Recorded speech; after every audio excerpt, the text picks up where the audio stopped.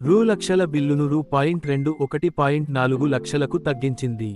దీంతో ఆ కుటుంబానికి 56 లక్షల రూపాయలు ఆదా అయ్యాయి.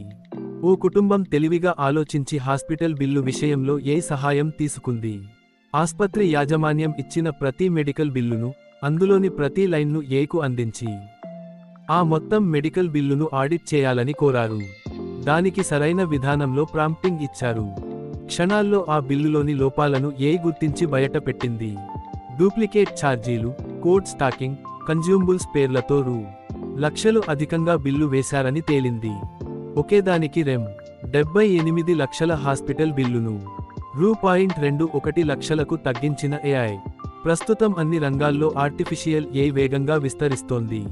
ఓ కుటుంబం ఏని ఉపయోగించి ఏకంగా 56 లక్షల రూపాయలు ఆసుపత్రి ఖర్చును 5 ఘటన సోషల్ మీడియాలో వైరల్ అవుతోంది.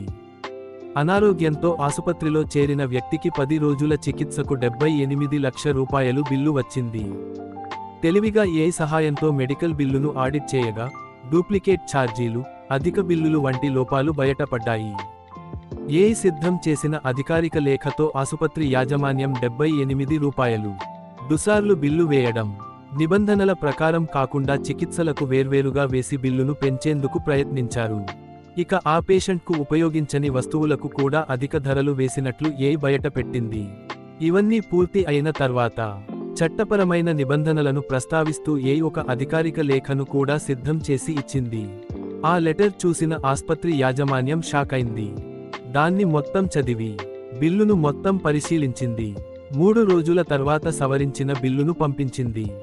మొదట 78 లక్షల రూపాయలు వేసిన ఆ మెడికల్ బిల్లును ఏకంగా రూ.21.4 లక్షలకు తగ్గిస్తూ ఫైనల్ బిల్లు ఇచ్చింది. దీంతో ఆ కుటుంబానికి 56 లక్షల రూపాయలు అధికంగా చెల్లించే బాధ తప్పింది. ఈ విషయానికి సోషల్ మీడియాలో వైరల్ కావడంతో ఏని ఇలా కూడా వాడొచ్చా అంటూ నెటిజన్లు ఆశ్చర్యపోతున్నారు.